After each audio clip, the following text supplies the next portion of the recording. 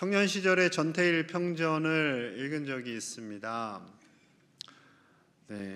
전태일은 1970년대 서울 평화시장에서 하루 15시간씩 일하는 10대 어린 여공들의 열악한 근무 조건을 보면서 아픔을 느낍니다.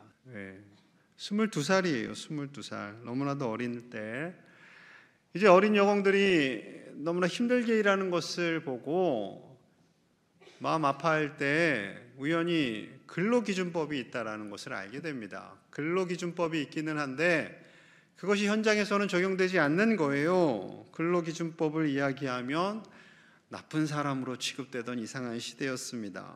그래서 좌절하게 되죠.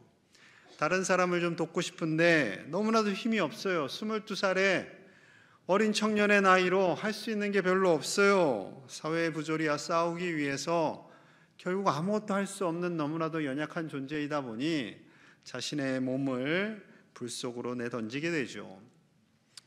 너무나도 꽃다운 나이였고요. 더 안타까운 것은 그가 크리스찬이었다라는 거지요. 우리에게는 이 세상에서 정의가 살아있는 것을 보고 싶어 합니다. 드라마나 영화를 보다가도 악인이 이기면 뭐야 이거? 왜 영화가 이렇게 끝나? 그렇게 생각하죠. 당연히 착하고 정의로운 사람이 이기는 것을 당연하게 생각을 합니다. 우리 안에 왜 그런 마음이 있을까요? 왜 정의가 이겨야 된다? 나는 비록 정의롭지 않지만 이 사회는 정의로워야 된다라는 생각까지 합니다. 왜요? 우리가 하나님의 형상을 닮아 지음받았기 때문에 그래요. 자, 신명기 32장 3절과 4절입니다. 내가 여호와의 이름을 전파하리니 너희는 우리 하나님께 위엄을 돌릴지어다. 4절 같이 합니다. 그는 반석이시니 그가 하신 일이 완전하고 그의 모든 길이 정의롭고 진실하고 거짓이 없으신 하나님이시니 공의로우시고 바르시도다. 아멘. 그가 하시는 일이 완전해요. 정의로우세요. 진실하세요. 거짓이 없으세요. 공의롭고 바르세요. 같은 의미잖아요. 그것을 계속 반복한 것은 그만큼 우리 하나님은 정의와 공의와 신실하신 바르신 하나님이심을 말씀하고 있는 거죠. 그 하나님께 영광을 올려드리며 모세는 찬양하고 있습니다. 그 하나님의 형상이 우리 안에 녹아져 있어요. 그래서 바른 것을 추구하고 싶은 마음이 있어요. 비록 세상은 그렇게 되지 않는다 할지라도 나는 좀 그렇게 살고 싶은 마음이 있어요. 때로는 꺾이기도 하죠. 바울과 모세는 공의로우신 하나님께 자신의 인생을 내어 맡깁니다. 모세는 40년간 백성들의 원망과 수많은 저주를 들으면서도 이스라엘 백성들을 가나안 땅으로 인도하여 내지요. 바울은 수많은 박해와 고난이 있습니다. 그럼에도 불구하고 자신의 생명을 걸고 그 진리, 그 복음을 전하기 위해서 애쓰다가 체포되지요. 하나님께서 그를 건지십니다. 사두개인과 바리새인의 논쟁을 통해서 건지시고 또 암살단 40명이 대기하고 있어요. 바울을 죽이기 전에는 우리 먹지도 말고 마시지도 말자 그렇게 결단한 사람들을 하나님께서 피해서 로마 군인 470명을 이끌고 안전하게 가이사랴로 가게 하십니다. 바울을 죽일 기회를 놓쳤어요. 그래서 이 바울은요 다시 또 재판대 위에 계속해서 쓰게 됩니다. 이런 죄 없는 사람이 체포된 경우를 미결수용자라고 합니다. 짧게 미결수라고 하는데 죄는 없지만 고발된 상태에서 갇혀 지내는 사람을 의미하죠. 바울을 정죄하고 죽이기 위해 대제사장 아나니아와 지도자들 그리고 변호사 더둘로가 이 가이사랴까지 오게 됩니다. 변호사 더둘로는 오늘날의 변호사는 아니고 그 당시의 율법과 로마법에 능통한 사람을 의미합니다. 자, 그가 바울의 죄를 이렇게 말해요. 5절과 6절입니다. 우리가 보니 이 사람은 전염병 같은 자라 천하에 흩어진 유대인을 다 소요하게 하는 자요 나사렛 이단의 우두머리라. 그가 또 성전을 더럽게 하려 함으로 우리가 잡아싸우니 저 놈은 전염병 같은 놈입니다 라고 시작을 해요. 여러분, 이스라엘이나 우리에게나 그런 전염병 같은 놈이에요 라는 욕이 있어요. 염땡하네. 여러분, 이 안 좋은 말입니다. 절대 이 말 쓰지 마세요. 이 염땡이 장티푸스를 의미하고 저놈은 전염병 같은 놈이야 라는 욕이죠. 함부로가 아니지. 아예 쓰지 마세요. 아예 쓰지 마시기 바랍니다. 그렇게 바울을 모욕줬어요. 그리고 세 가지 죄를 적용했어요. 유대인을 소유한 죄, 가는 곳마다 소동을 일으키는 트러블 메이커라는 거죠. 불법 단체인 나사렛 이단 단체의 수장, 대표. 그리고 셋째, 성전을 더럽힌 죄. 이 세 가지 죄를 적용합니다. 여러분, 바울이 소동한 게 아니지요. 유대인들이, 예수님을 믿기 싫은 유대인들이 소동을 일으킨 거예요. 그들이 성경의 진리를 잘못 알고 있는 거예요. 그들이 위선과 가식으로 성전을 더럽힌 거죠. 그리고 바울의 죄를 억지로 만들어서 적용하는 거짓된 행동을 하고 있습니다. 그렇게 더들로가 말하자 다들 유대인들이 찬성했어요. 맞습니다, 맞습니다. 다 짜고 치는 거니까. 유대 총독 앞에서 말도 안 되는 자신의 죄가 거론되었어요. 그리고 정말로 전염병과 같은 죄인 취급을 받아요. 얼마나 억울하고 속상할 수가 있었을까 생각하지만 바울의 마음은 평안합니다. 여러분, 진리를 지키기 위해 믿음의 선배들이 헌신하고 수고하고 심지어 순교까지 각오했기에 우리는 오늘날 이렇게 평안하게 예배할 수 있는 거죠. 종교개혁이 있었습니다. 1517년 10월 31일 마틴 루터는 카톨릭이 잘못하고 있는 그 내용들을 95가지의 조항을 써서 비텐베르그 대학 교회의 그 문에 붙입니다. 사진을 보여주시면 루터고요. 그리고 다음 저 문에 붙였어요. 오늘날에는 후배들이 저 문에다가 그 95개의 조항을 다 썼습니다. 나중에 독일 가셔서 꼭 보아보세요. 저 교회 안에 들어가서 지하로 내려가면 루터의 묘가 있습니다. 저 밑에 있는 약간 타원형으로 생긴 것이 루터의 묘죠. 예수님을 믿는 기독교인들을 향해서 이단이라고 더들로가 말했어요. 마찬가지로 카톨릭 역시 종교개혁가들을 향해서 이단으로 정죄를 합니다. 이단으로 정죄해야 그들의 기득권을 유지할 수 있고 자신들이 정죄하고 있는 그들을 다 제거할 수 있었던 거죠. 여러분, 여기서 주의할 것이 있어요. 오늘날의 진짜 이단들, 신천지나 문선명을 교주로 했던 통일교나 이런 사람들이 자기들이 기독교 단체로부터 이단으로 듣는 것은 종교개혁가들을 이단으로 했고 예수님을 이단으로 했던 것과 똑같다라고 말을 합니다. 그러면 그럴 수 있겠구나 라고 생각 들어요, 안 들어요? 안 드셔야 돼요. 또 이렇게 정신없이 그냥 듣다가 그럴 수 있겠네 이러시면 안 되는 거예요. 절대 그렇지 않습니다. 절대. 왜냐하면 예수님도 바울도 루터도 종교개혁가들은 오직 진리이신 말씀, 그 말씀에 근거해서 주장을 한 거예요. 오늘날처럼 이단이나 신천지 이런 사람들이 주장하는 것과는 차원이 다른 겁니다. 그래서 5개 강령을 주장하죠. 오직 믿음, 오직 은혜, 오직 성경, 오직 그리스도, 오직 하나님께 영광. 이 5가지 강령을 주장합니다. 전적으로 성경에 근거해서, 말씀에 근거해서. 여러분, 문제는 루터가 싸워야 할 대상은 그가 출석하는 하나의 작은 교회가 아니에요. 교회 하나도 바꾸기가 힘들어요.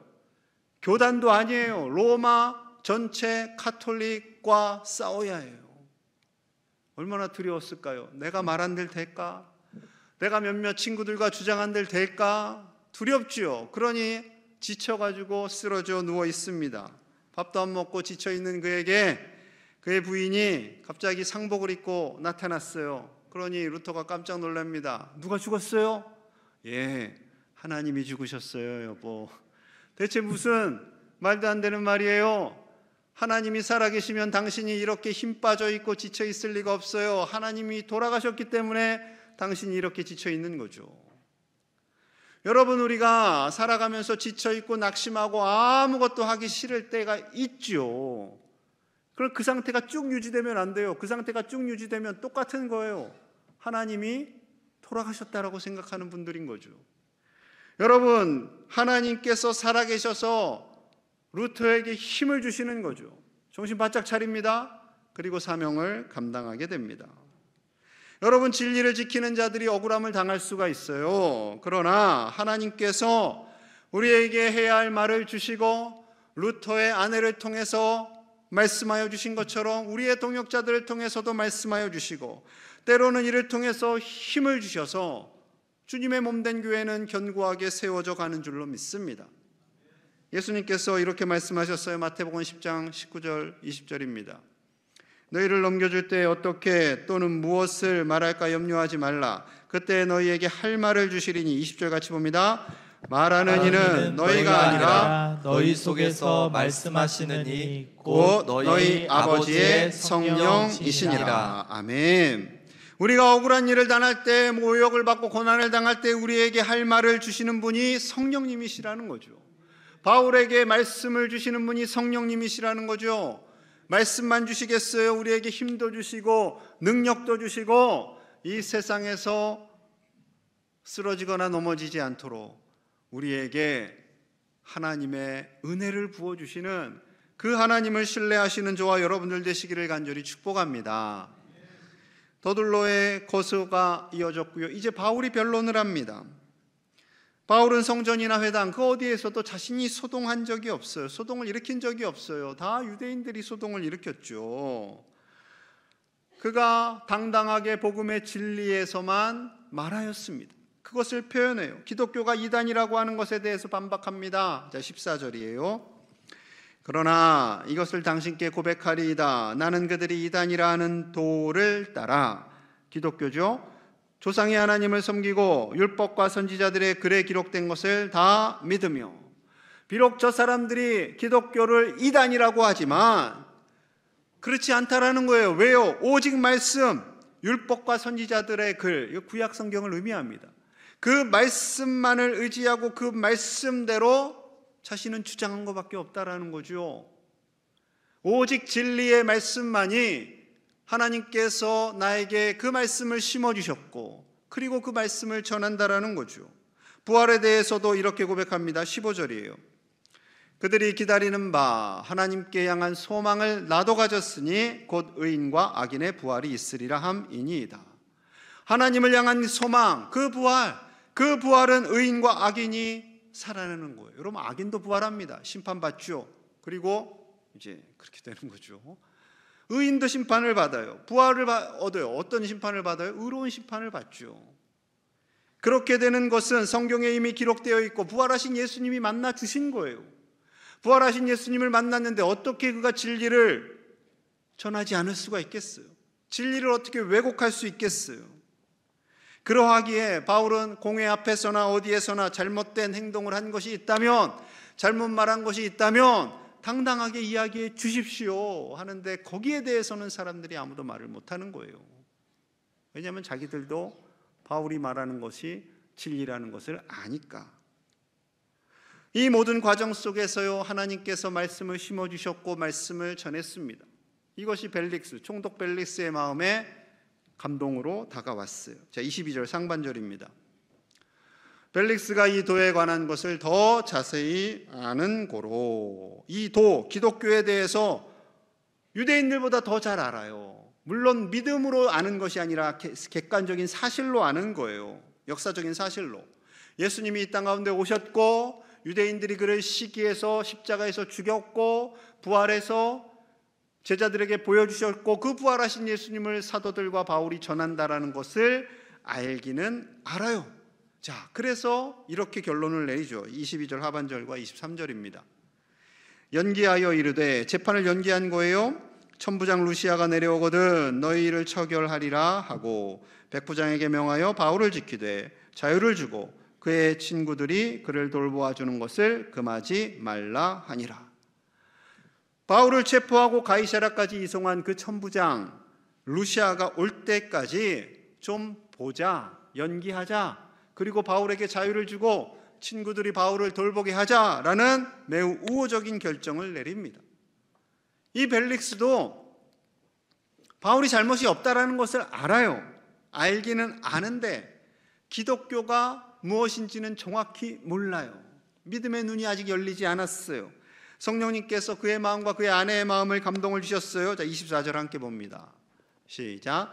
수일 후에 벨릭스가 그 아내 유대 여자 두루실라와 함께 와서 바울을 불러 그리스도와 예수 믿는 도를 듣거늘. 아멘. 그의 아내 유대 여인이에요. 그 두루실라도 좀 더 예수님에 관한 소식을 듣고 싶어요. 그 마음을 성령님께서 주신 거죠. 그래서 부부가 함께 바울을 불러냅니다. 그리고 바울을 통해서 복음을 들어요. 마음 문이 열렸어요. 조금씩 열려요. 참고로 학자들은 이 아내가 이 남자의 세 번째 부인이었다고 합니다. 그의 마음속에 예수 그리스도를 알고 싶은 마음이 열리기 시작하는 거죠. 자, 25절이에요. 바울이 의와 절제와 장차 오는 심판을 강론하니 벨릭스가 두려워하여 대답하되 지금은 가라. 내가 틈이 있으면 너를 부르리라 하고. 바울이 벨릭스가 불렀을 때 그냥 사탕발림말 하지 않습니다. 총독님, 때가 되면 예수님 믿으실 거예요. 예수님 믿으면 좋아요. 축복합니다. 뭐 이런 게 아니라 의와 절제와 장차 올 심판에 대해서 강론을 하는 거예요. 의는 예수 그리스도, 그분만이 구주심을, 하나님의 아들이신 예수님이 인간의 몸을 입고 십자가에서 우리를 용서하시고 부활하셨음을 전합니다. 그리고 절제, 십자가의 길, 우리 인간들이 살아갈 때 권력을 절제하고 부귀영화를 절제하고 하늘의 보화를 쌓아야 함을 고백한 거죠. 이때부터 벨릭스의 마음이 꼬입니다. 그리고 심판이 있음을 알고, 그리고 심판이 있음을 확신하라는 거죠. 분명히 심판이 있습니다. 그러자 벨릭스가 두려웠어요. 야, 이거 기독교 믿었다가 내가 제대로 부귀영화도 누리지 못하고 내 명도 짧을 수 있겠다 생각을 합니다. 안타깝게도 벨릭스의 믿음이 여기까지였어요. 예수님께서 천국 비유를 말씀하세요. 복음의 씨앗을 하나님께서 하나님의 사람들을 통해서 뿌리십니다. 길가에도 돌짝밭에도 가시떨기에도 그리고 좋은 땅에도 뿌리세요. 그런데 가시떨기에 뿌려진 그 비유가 정확하게 이 벨릭스에 관한 비유인 거죠. 마태복음 13장 23절 같이 봅니다. 시작.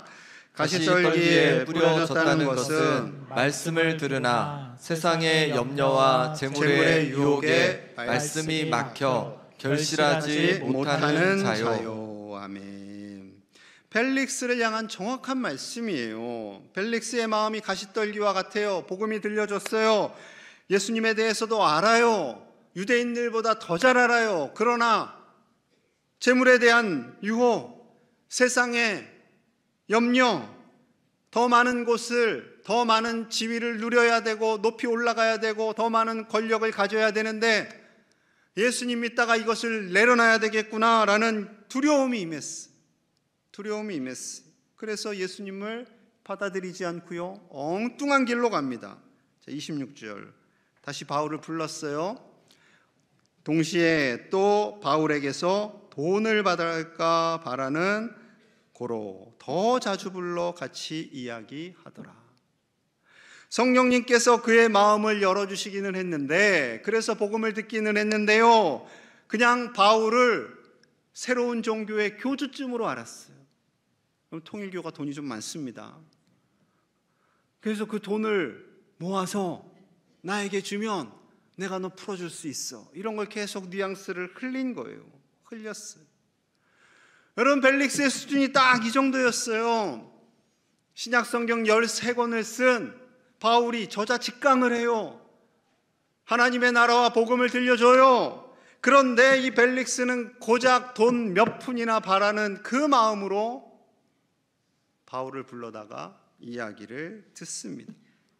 하나님의 자녀로 사는 그 영원한 권세, 그 축복을 받는 그 놀라운 일을 경험할 생각은 안 하고 그저 돈 몇 푼에 자신의 시간과 자신의 마음을 바꾸는 거죠. 여러분, 우리가 이렇게 생각할 수 있어요. 야, 바울이 전에도 받아들이지 않았는데, 펠릭스와 같은 사람이 있는데 우리가 전한들 복음을 받아들일까? 예, 받아들이지 않는 사람도 있을 거예요. 여러분, 그럼에도 불구하고 우리는 진리의 복음을 전하고 그가 돌이켜 하나님을 예배할 수 있도록 포기하지 않는 하나님의 사람들이 되어야 할 줄로 믿습니다. 여러분, 한 가지 더 유의해야 할 것이 있어요. 우리도 벨릭스처럼 돈 몇 푼에 연연하는 사람이 될 수 있어요. 여러분, 새가족들이 와요. 새가족들이 와서 예수님 믿으면 좀 몸도 치료되고 좀 생활도 좀 좋아지고 그런 생각할 수 있어요. 충분히 이해는 합니다. 그런데 그것이 우선순위가 되면 안 되는 거죠. 그것이 우선순위가 되면 안 돼요. 그래서 새가족들이 왔다가 아이 교회 다녀도 별거 없네, 도움 받을 줄 알았는데 되려 헌금 내라고 그래서 안녕히 계세요 하고 안 오시는 분들이 의외로 많이 계십니다. 많이 계세요.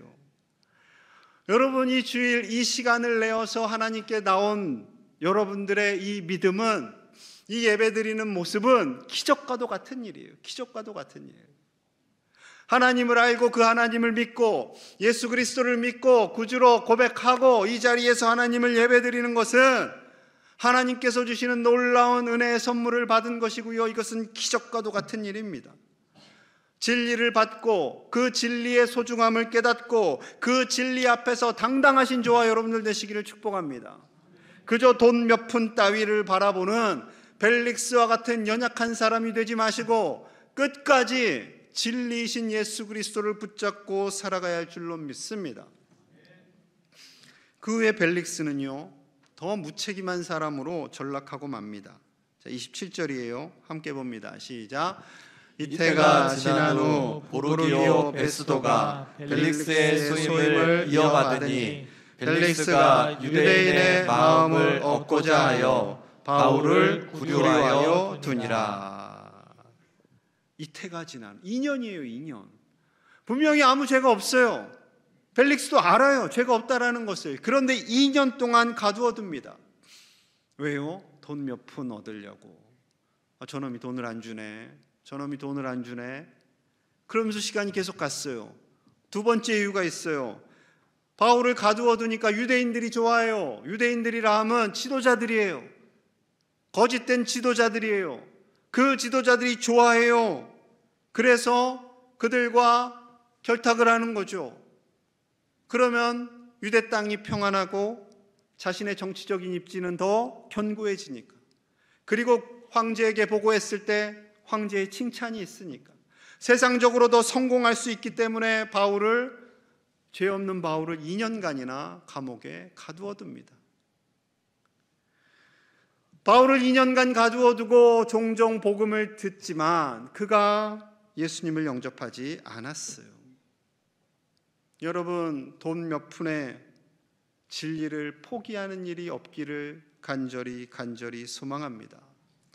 우리는 벨릭스를 반면교사 삼아서 이 진리가 무너지고 있는 이 땅 가운데 주님의 진리를 세워나가는, 당당하게 그 진리를 붙잡고 나아가는 하나님의 자녀로 살아가야 할 줄로 믿습니다. 그렇게 살아가시는 우리 제1의 가족들이 다 되시기를 간절히 축복합니다. 기도하겠습니다. 하나님, 진리와 정의가 무너지고 있는 이때에 오직 예수 그리스도 그 십자가를 진리 삼는 제1의 가족들이 다 되게 하여 주시옵소서. 쓰러져 지쳐 있지 않게 하시고 하나님께서 주시는 힘과 능력 받아서 담대하게 이 세상을 이겨나가는 정의롭고 진리가 있는 우리 가족들, 믿음의 가족들 다 되게 하여 주시옵소서. 115 투게더를 준비합니다. 하나님께 올려드리는 기쁨의 잔치, 기쁨의 예배가 되게 하여 주시고 준비하는 손길들에게 큰 은혜 주시고 이날이 함께 더불어 하나님의 은혜와 사랑을 나누는 복된 날이 되게 하여 주시옵소서. 예수님 이름 받들어 간절히 기도하옵나이다. 아멘.